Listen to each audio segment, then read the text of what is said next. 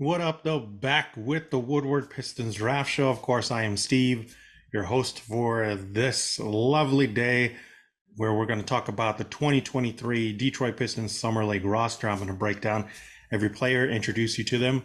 Thank you so much for joining us here again. If you're not already subscribed to the channel, please subscribe. Also, leave comments here. Let us know how we're doing. Let us know about players and things you want to talk about. And definitely click that like button. All of these things help the channel to grow and help us with engagement in content and whatnot. So today, again, I'm going to be talking about the 2023 Summer League roster for the Detroit Pistons, where you can find this on nba.com/Summer League.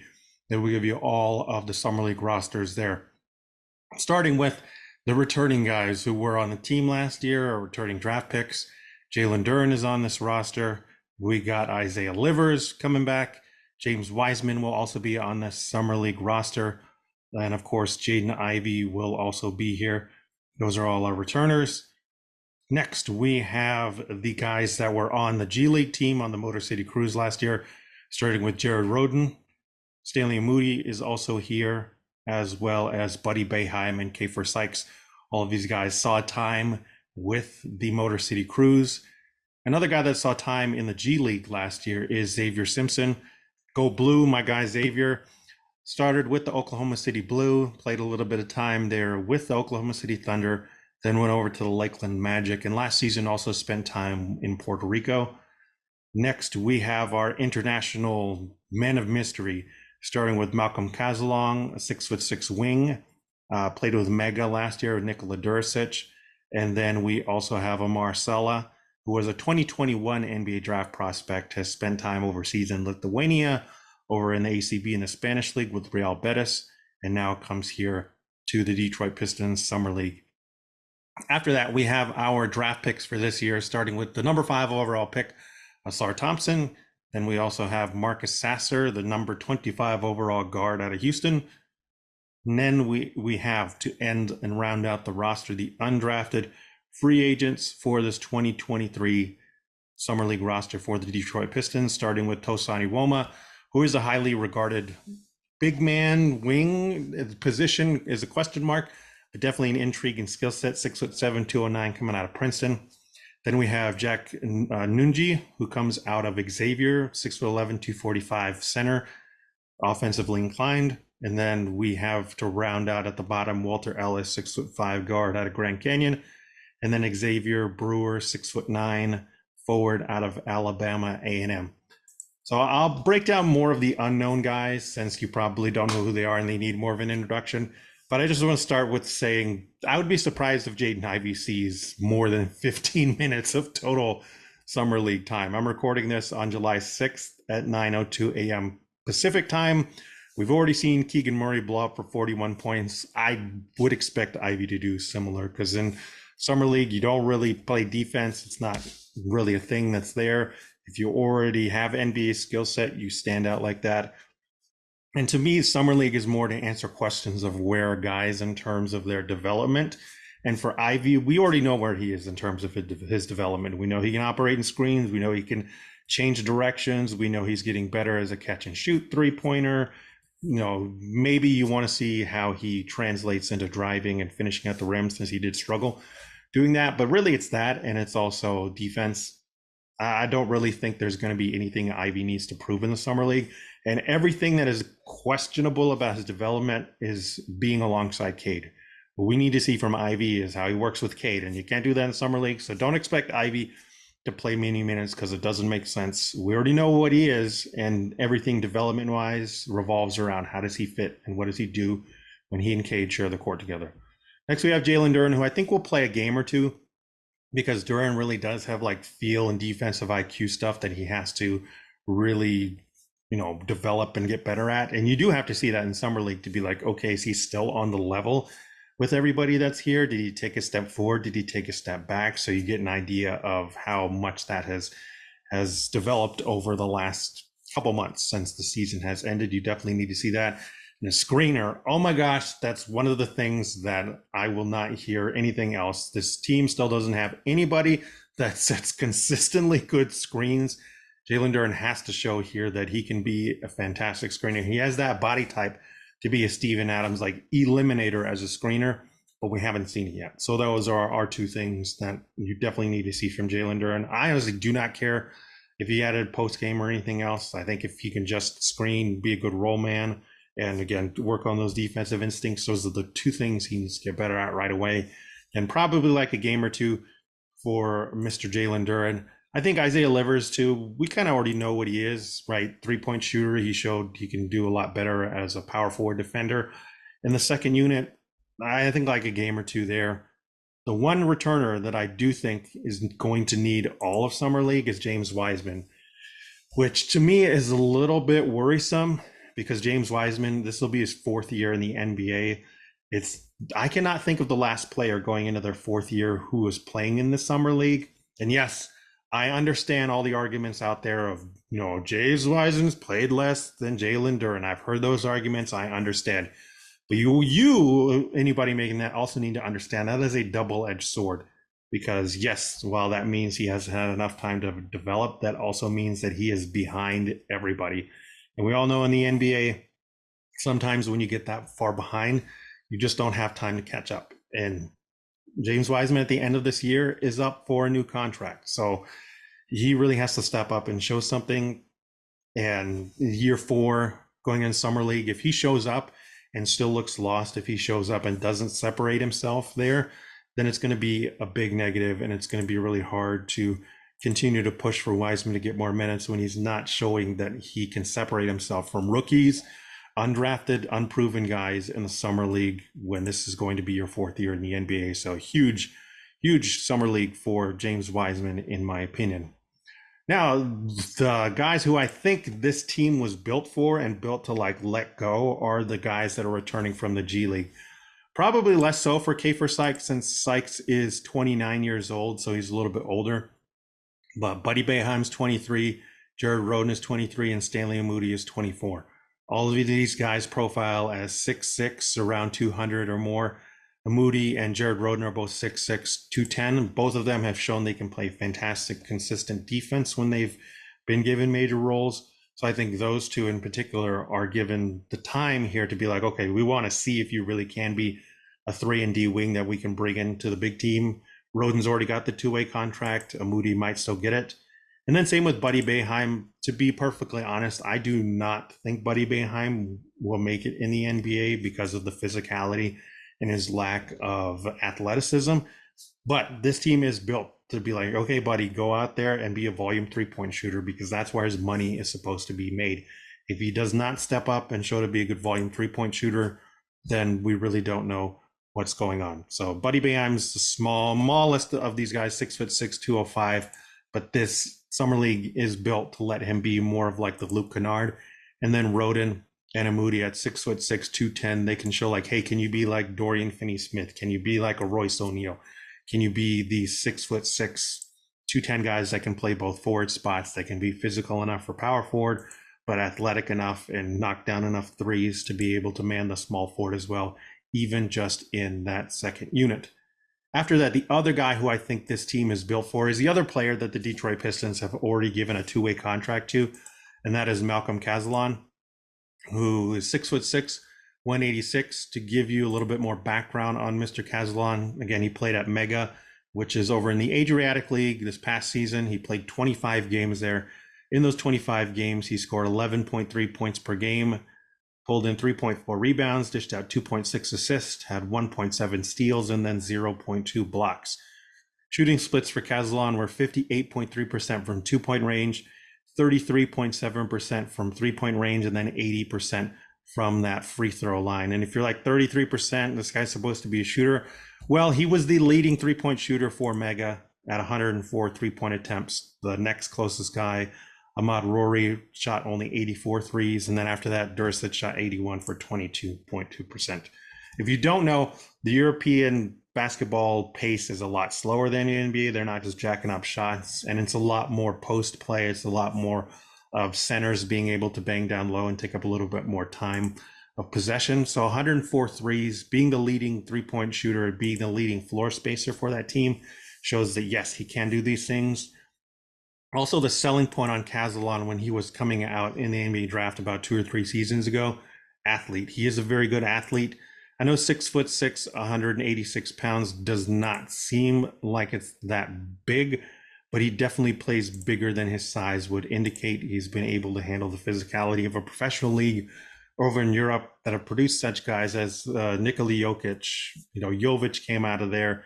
There have been quite a few good players that have come out of the Adriatic League, and specifically this mega basket program has put out quite a few NBA guys already. Nikola Jovic is already over here. Durasich, another guy that's come over. So he comes good pedigree, he comes with good athleticism, and he comes with professional experience. Being the number one floor spacer, I think that this summer league roster is meant, and why they gave him the two-way contract already is like, okay, let's give you time. Let's let you, give your wings to soar, because you do need to come in here and supplement our number 5 overall pick, Asar Thompson, which I think Caslon can do very well and play off of Asar and give him floor spacing alongside the G League guys that I just said, Roden, Moody, Buddy Boeheim. They can all space out the floor and let Asar go to work and showcase a little bit of what he can do with the ball in his hands. I really like Malcolm Caslon. I would not be surprised if he made it up to the big team by the end of the year and he's playing minutes in the rotation, because again, he has professional experience, he has the requisite athleticism, and he's already shown that he can fill the role as a primary floor spacer for a professional team. So moving on to Asar now, 6'7", 205.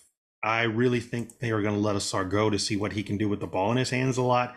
Again, it's why I started with the G League guys and with Caslon, is because all those guys, well, they could do that too. Asar is the centerpiece, and you really want to see what he can do when it's just him out there, because that's not going to be his role to start off with. Cade and Ivy are obviously going to have the ball a lot, but this is the start of the development for Asar of like, okay, what level of offensive player do we think you can be?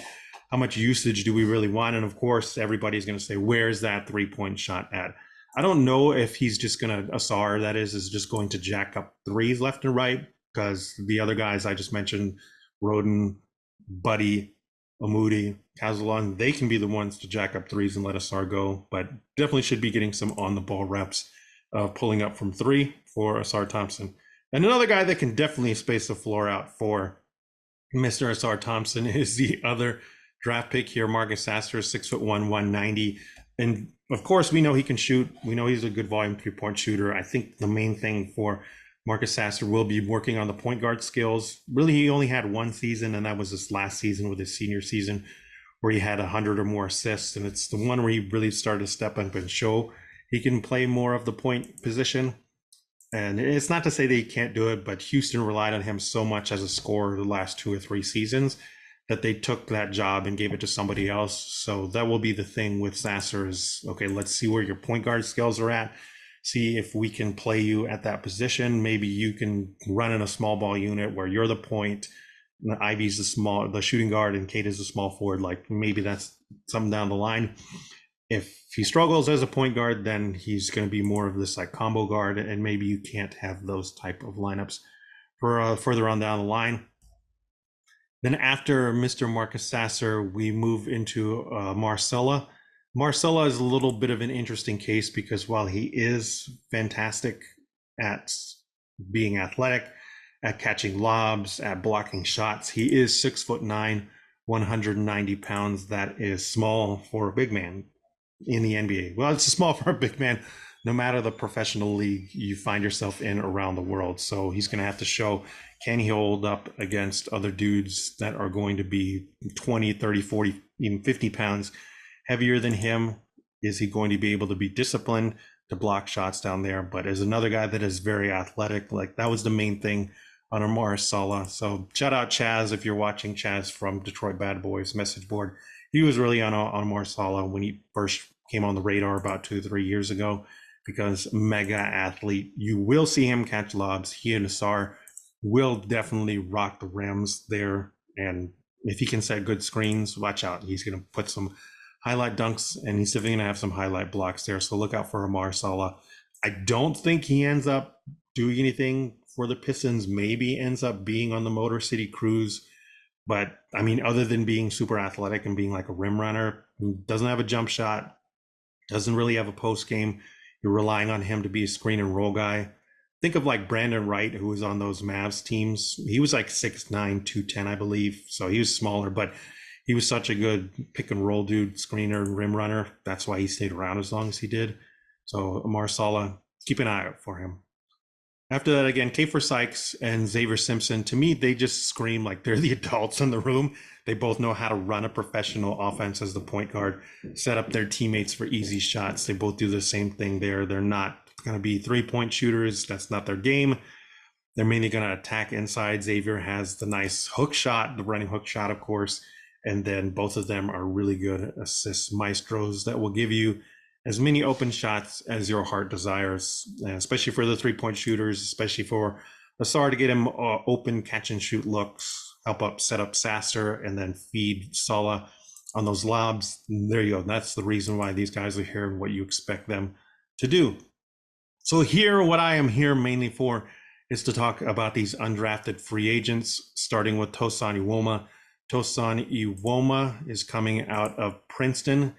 He is listed on the Detroit Pistons roster at 6'7", 209. But if you look at his measurements from the G League Elite camp, he measured in at 6'7.5" without shoes. So he's probably closer to like 6'8", 6'9" in shoes. 215 is what he measured in at there, which I believe is still what the Pistons list him at right now. 209 is what they list him at. So 209, 215, somewhere in there. And then he has, Tosin Iwoma has a 7'1.5" wingspan. So he does have the requisite wingspan to be like a power forward center, which is what he is going to have to be in the NBA. If you followed college basketball, you saw Princeton upset my poor Arizona Wildcats here in Tucson in the NCAA tournament because they weren't ready for somebody like Tosin Iwoma, who's a very unique player. Tosin Iwoma in his junior season this last year scored 15.1 points per game, pulled in 6.3 rebounds, dished out 4.9 assists, had 0.8 steals, 0.6 blocks per game. Shooting splits were 53.5% from two-point range, 32.4% from three, and then 65.5% from that free throw line. You're like, whoa, those assists are pretty good. And yeah, they are. He had 142 assists as a sophomore. Tosin Iwoma had 156 assists as a junior. Match that with 201 rebounds, and you're like, oh, this guy can pass and he can rebound very well. Well, yeah, but the role he had at Princeton was sometimes he'd bring the ball up and act as kind of like a point forward. But most of the time he would operate from like the top of the key or the elbows, which is like the mid-range part of the court, and be able to pass, find guys open from there. That role is obviously not going to exist in the NBA. And if you were 6'7", 6'8", around 209, 215, I mean, I guess I shouldn't say put that with the size. If you're in the NBA, number one, can you shoot? And Tosin Iwoma right now cannot shoot. In 3 years of NCAA basketball at Princeton, Tosin Iwoma has taken a total of 66 three-point attempts. Most guys take 66 three-point attempts in a full season. So to say he has not taken many three-point attempts is an understatement.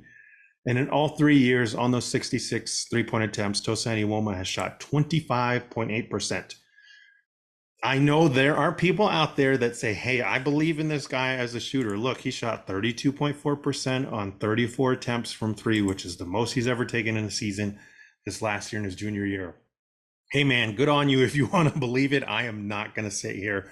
I think about those kinds of things in terms of bet. And this is a bet I am not willing to make because, man, it's like betting on a specific number in roulette. This is like betting on getting a royal flush in poker. It just does not happen that often. And if it does, it is going to take a very long time. And the free throw numbers don't help as well. Career high this year, 65.5% on 148 attempts from the line. Across the 3 years, Iwoma shot 60.2% from the free throw line, so obviously not a good percentage. If you want to have one silver lining in terms of the shooting, though, the numbers and the percentage did get better every year. Every year, his free throw attempts went up. It started at 31, then 140 the next season, and 148 in the third year. And by the third year, he's up to 65.5%. After the previous 2 seasons, he shot under 57% from the free throw line. So you can see this guy is incrementally getting better. I think he is an interesting guy to bring in and develop. I hope the Pistons do take 2 or 3 years to develop this guy, because again, he has a very intriguing skill set with that passing, with the rebounding, his ability to bring up the ball at times. But he is going to have to switch positions. He's probably going to be a power forward slash center. And therein lies the problem as well. While the wingspan is really good, 7'1.5", and his size is still good, like 6'8", 6'9", 215. The lower body strength is something he really struggled with. You saw him got moved off his spots on defense against really strong centers in Princeton. I implore you, if you're interested in Tosin Iwoma, go to YouTube, type in his name, and look for the Box and One breakdown from Coach Adam Spinelli. He does a fantastic job, as always, breaking down Tosin Iwoma's strengths and weaknesses. And really on defense, that's where it's going to suck. He does do a great job moving laterally, though, Tosin Iwoma. So I believe in him as a movement defender and as a perimeter defender.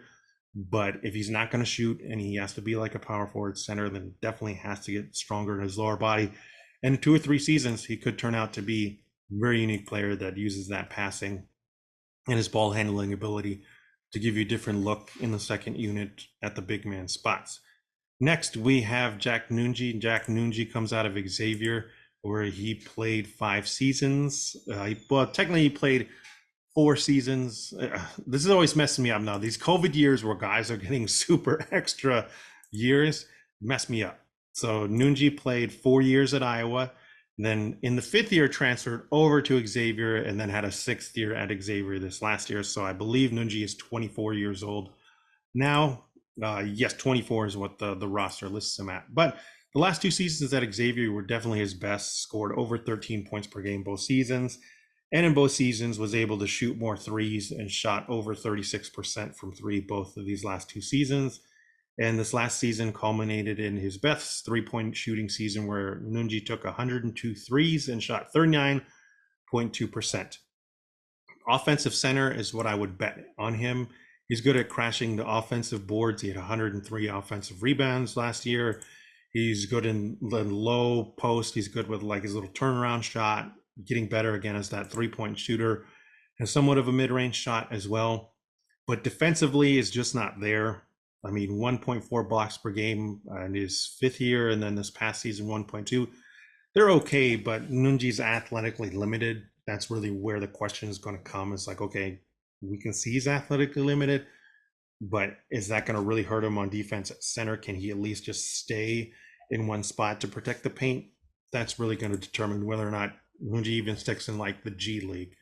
Because otherwise, though, he does profile as somebody you want as a stretch big and want to believe in as a stretch big, with that 39.2% in this last season. And then the last 2 seasons when he's been given the most usage, the most minutes he ever had in his career. True shooting percentage in the 5th year, 63.3% true shooting. And then this last season, 58.6% true shooting. And for Xavier teams that were really good, that 5th year, they won the NIT. They got all the way to that title game and won it. And he hit the winning shot in that NIT game. And then this past season with Xavier and Colby Jones, they were able to make that run in the NCAA tournament, made it to the 3rd round where they fell against Texas, but they were 27-10. A very good team. Part of it had to do with him, Solly Boom, and of course, Colby Jones there. And they play for a really good coach. I know much about Sean Miller since he used to be our coach here in Arizona. Shout out Coach Miller, who's put out a bunch of different pros and has a really good track record of running system that helps to translate. So Munji is, while I don't believe he's going to be in an NBA court anytime soon, definitely somebody that the team should invest in for the Motor City Cruise, to have there to be a stretch big and to develop in that way. Now, the last 2 guys on this roster, I really, really, really try hard not to be overly negative, but in my opinion, I really question what these last 2 guys are doing on the roster. I mean, I'm just going to come out and say it. If you look at their production, it's not just pedestrian, it's substandard, I guess is the best way to put it. Walter Ellis, 5 points per game this past season for Grand Canyon University. He played 33 games, only started 1, and only played 14.9 minutes per game. 66.7% from 2-point range on 0.6 2-point attempts per game. This guy barely ever took a 2-point attempt He took 21 total 2-point attempts this past season. So I don't know what he does inside the 2-point arc. Luckily, I do know what he does outside the 3-point arc, where he shot 45.1% on 2.5 3-point attempts per game, which was 82 total. So it's an okay mark. And then 29 attempts from free throw line and shot 89.7. So at least you have those things of like, okay, the shooting numbers look good both from 3-point range and from the free throw line. But man, a guy who was a bench player for Grand Canyon, who barely missed 15 minutes per game. Like, obviously you want to see if he's a shooting specialist, but as the draft expert here, like, I stay connected to the NBA big board guys, Mavs Draft and Rafael Barlow. They go to like 100, 150 deep on their big board. Never heard this guy mentioned there. The No Ceilings crew there, it's like 10 guys and gals there. Again, their boards go like 100, 200 deep. Not a single one of them put Walter Ellis on their radar. So it's interesting to me to see this guy who's not on anybody's radar, 6'9", 200 pounds. And again, I'm normally not grasping for like, I don't know what this guy does, but other than shooting, like, is a big mystery here. Maybe this is a favor to be like, hey, we'll get you some time here. We believe you can be a shooter. And even if he doesn't pan out, like, you get eyeballs on him so he can go play over in Europe or whatever. But really, again, don't expect anything from Walter Ellis, because this is a bench player for Grand Canyon who does profile as a shooter, but beyond that, I have no idea. And then the final guy on the roster, Xavier Brewer.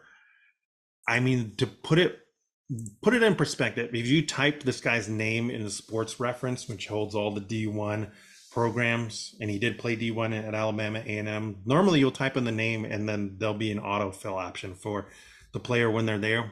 Xavier Brewer does not come up. You have to type his full name in, hit enter, and then you finally get to his page. And what you see on his page is he played at Alabama A&M, played 32 games, only started 3, played 8.5 minutes per game, had 2.7 points per game, 2.2 rebounds, under half an assist per game, under half a steal per game, 0.1 blocks per game. Again, like, this is another one. I am not sure what's going on. Somebody I have never heard of. The background that's the thing you can separate between Walter Ellis and Xavier Brewer. Walter Ellis did play at Bucknell, where he started the third season, his junior season, before transferring to Grand Canyon. And he did shoot 117 threes in that season and shot 41% from 3. So you're like, oh, okay, at least you can see he's had a full season where he shot over 100 threes. He shot over 40%. So you're like, okay, maybe you really, really, really believe in his super sleeper here that this guy can shoot at an NBA level. But for Mr. Xavier Brewer, I don't know, where everything is under 3 in terms of the stats. Like, he didn't even score 3 points per game, didn't even pull in 3 rebounds. You didn't make 10 minutes per game. And then you dive into the background, where Xavier Brewer did play at Morehouse for 4 seasons.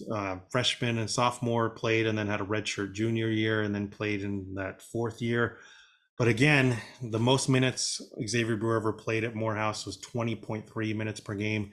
And in that season had 9 points per game, and overall shooting percentage 39.3%.